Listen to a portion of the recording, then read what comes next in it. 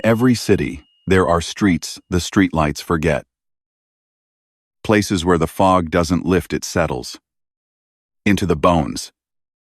Into the records. Into cases no one wants reopened. They told her it would be simple. Walk in. Walk out. Don't look back. But nothing in this world stays buried. And everyone looks back, eventually. Some crimes don't end when the sirens fade. They send out waves. Through testimony. Through memory. Through the people who survive them. They reverberate. Help me. This is one of those cases. This is reverberating noir.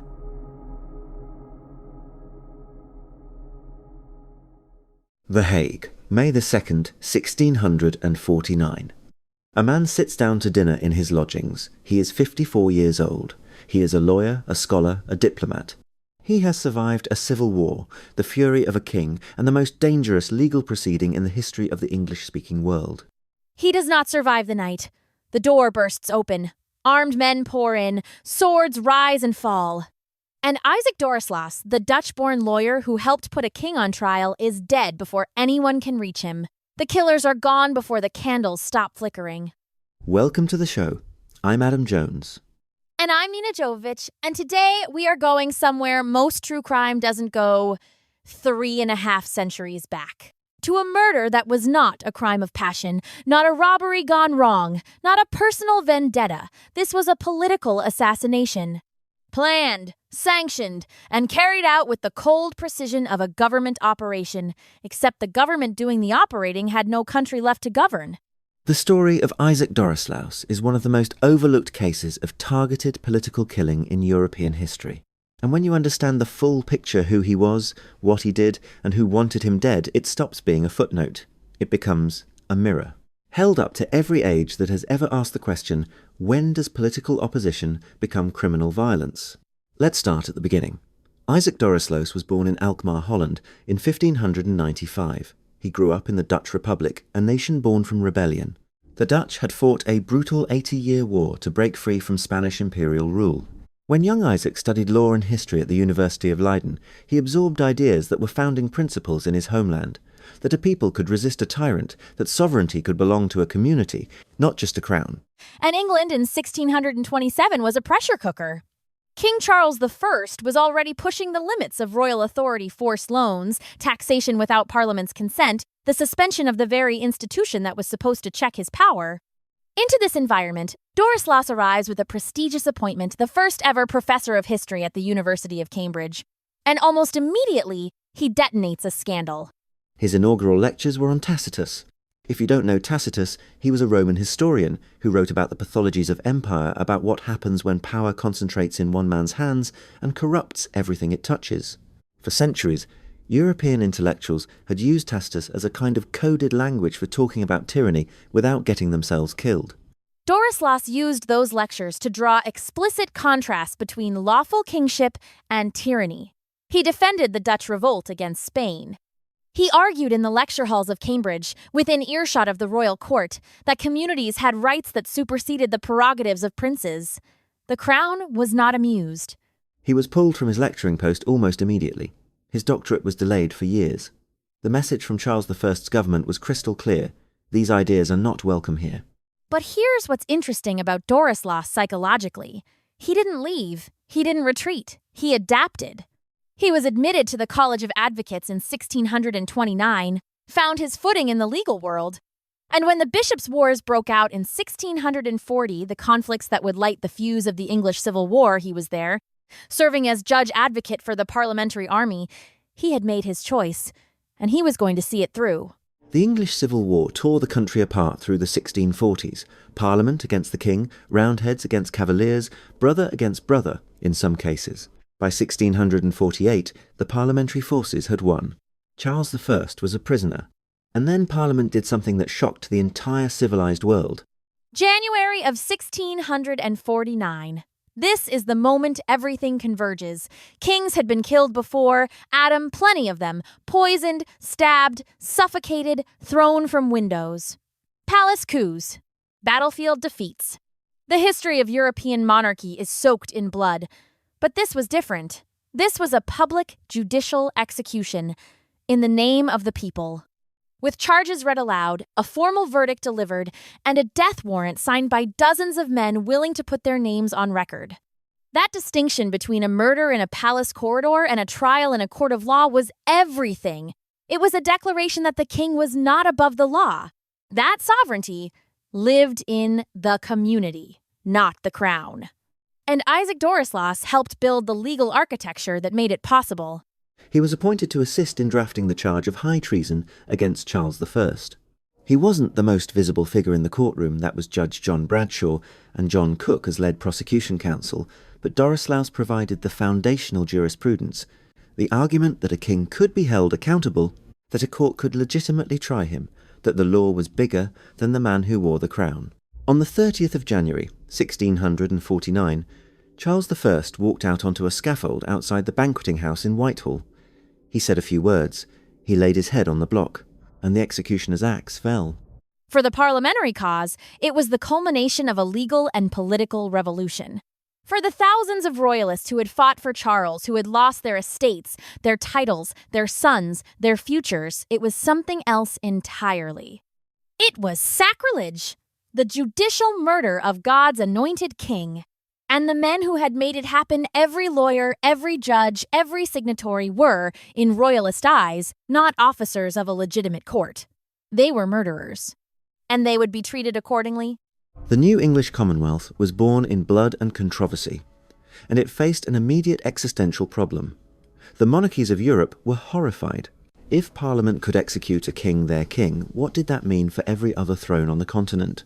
The Commonwealth was diplomatically isolated, regarded as a dangerous revolutionary experiment, a republic that needed to be contained. So the new government moved quickly to establish diplomatic relations wherever it could. And the most important early target was the Dutch Republic, England's closest Protestant neighbor, its most significant trading partner, and a nation that, at least in theory, understood something about the legitimacy of revolution. Here's where it gets dangerous. The Hague, in the spring of 1649, was not just the seat of the Dutch government. It was also the capital of the Royalist exile community. The city was packed with English and Scottish courtiers, soldiers, adventurers, and aristocrats who had fled England after the king's execution. Men who had lost everything, men who were furious. Men who were looking for somewhere to direct that fury. And into this environment, the Commonwealth government sent Isaac Dorislaus, the man who had helped draft the charge against their king. I want you to sit with that for a moment. The decision-makers in London either did not fully appreciate what they were doing, or they calculated that the diplomatic prize was worth the risk. Either way, they sent one of the most recognisable architects of the Regicide into a city full of men who considered him personally responsible for the death of their king. It was the equivalent of walking into a room full of people who want you dead and announcing your name at the door. And the Royalists in The Hague knew exactly who he was. They had been watching, they had been waiting. The man who led the attack was Walter Whitford, a Scottish Royalist. And this is the part that the historical record makes absolutely clear. This was not a spontaneous act of rage. This was not one grieving soldier who snapped. This was organized. This was planned. And it was sanctioned. The historian Jason Pesey has done the most important modern work on this case, and what his research reveals is genuinely chilling. The men who killed Dorislaus were not rogue actors, they were employees, agents, operating within the organised financial and political structures of the Royalist exile movement. And the complicity went to the very top figures like the Marquis of Montrose, Lord Cottington, and Sir Edward Hyde, who would later become the Earl of Clarendon and one of the most powerful men of the Restoration. These were not desperate men acting alone in the dark. These were the leadership of a government in exile making a calculated decision to project lethal force. And that reframing is crucial, Adam, because it transforms the entire nature of the crime. This wasn't a murder, or rather, it wasn't only a murder. It was a political communication. The Royalist exile leadership was sending a message to the courts of Europe. The Commonwealth is not a legitimate government. Its representatives can be killed with impunity.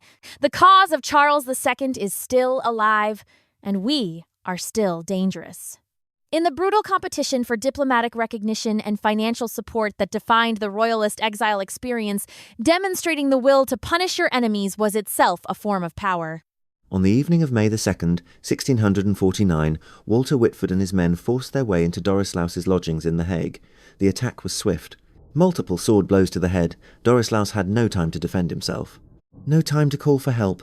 By the time anyone reached him, the killers were already gone. Vanished into the streets of the city. Isaac Dorislaus, scholar, lawyer, diplomat, revolutionary, was dead. And the killers escaped. Whitford fled to the Spanish Netherlands with the assistance of the Portuguese ambassador. Beyond the reach of Dutch law, beyond the reach of anyone. The Dutch authorities were caught in an impossible position. They couldn't be seen to shelter the murderers of a diplomatic envoy, but the men were already gone. No one was ever formally identified. No one was ever brought to trial. And some Royalists, this is the part that still lands like a punch, later boasted about it, openly, treating it as an act of honor. If you're finding this story as compelling as we do, take a second right now and subscribe to the channel. Every week, we bring you cases like this, stories where crime, power, and history collide in ways that still echo today. Hit subscribe and turn on notifications so you never miss an episode. It takes 2 seconds and it means everything to us. Now, back to The Hague. The Commonwealth government's response was furious and immediate. Parliament issued a formal declaration in May of 1649 describing the killing as a, quote, horrid murder. Nina, that word choice is not accidental, is it? Not even slightly. Horrid was the same vocabulary Royalists had been using to describe the regicide itself, the execution of Charles I. Parliament was deliberately mirroring that language back at them. It was a propaganda move as much as a legal declaration. A way of saying, you think we committed a horrid act? Look at what you just did. The propaganda war was being fought on every front simultaneously. In courtrooms, in pamphlets, in diplomatic correspondence, and now in blood, on the floor of a lodging house in The Hague. And the killing of Dorislaus was not the end of it. In June of 1650, just over a year later, another Commonwealth diplomat, Anthony Ascham, was assassinated in Madrid. Same pattern. Royalist exiles. A planned operation. Impunity. The English Republic was conducting foreign policy in an environment where its representatives faced genuine mortal danger. Every diplomat they sent abroad was a potential target. And the men ordering the killings were operating from the shadows of European courts with no fear of consequence. That impunity is the thing I keep coming back to, Adam, because what it reveals is the fundamental problem at the heart of this entire story. When legitimacy is contested, when there is no agreed framework of authority, there is no agreed framework of crime. The Commonwealth called it a horrid murder. The Royalists called it justified vengeance. Both sides believed, completely sincerely, that they were the legitimate authority, that the law was on their side, that the other side were the criminals.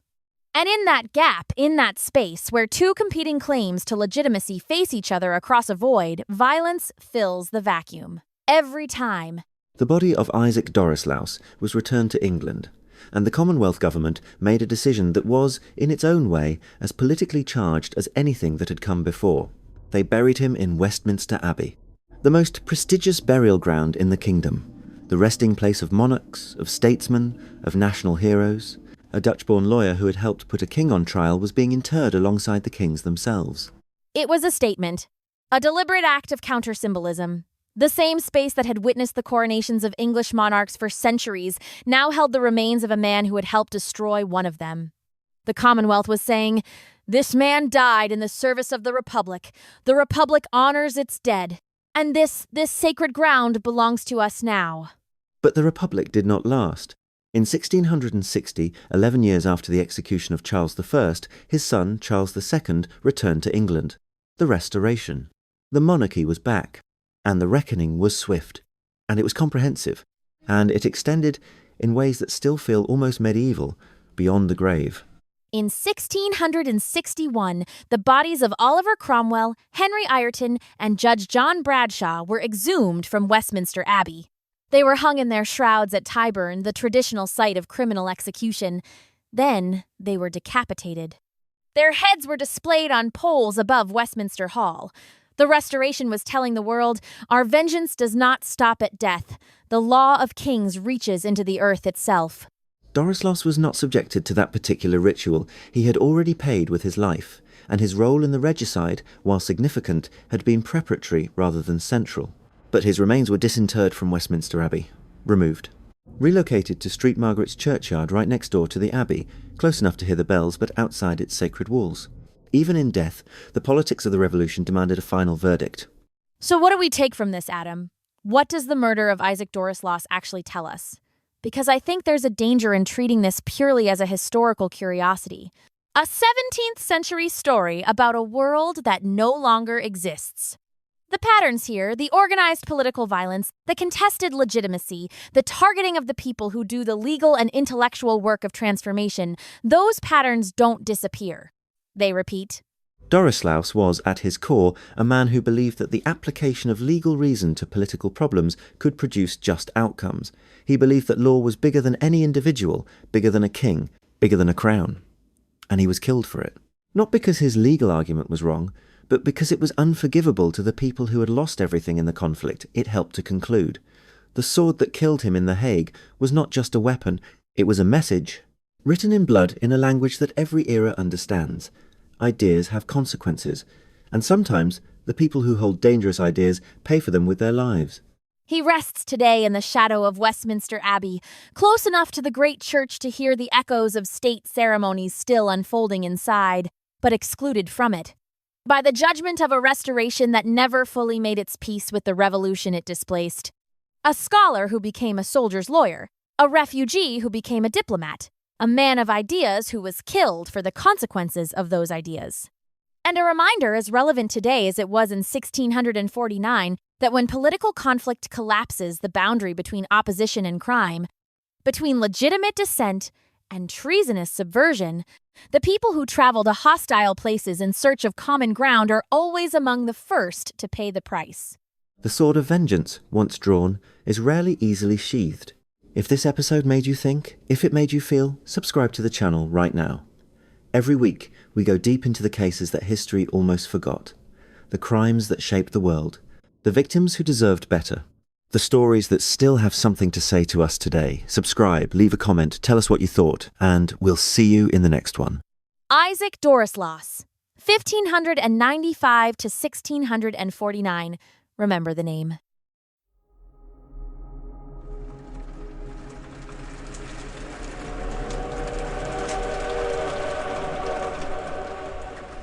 And so the file closes. But the case doesn't. Not for the families. Not for the witnesses who still pause before answering questions. Not for a city that remembers, even when it pretends not to.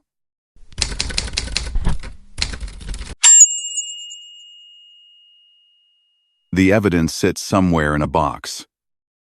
The photographs fade. The names are spoken less often. But the echoes remain. If this story stayed with you, if you felt that silence at the end of each unanswered question, subscribe to the channel. Not for us, for the stories that never got a second look, for the voices that were cut short, for the cases that refuse to stay buried. Because the truth doesn't disappear. It waits. And as long as the questions are still unanswered, the case isn't over. It's just waiting for someone to look again. And here, it keeps reverberating.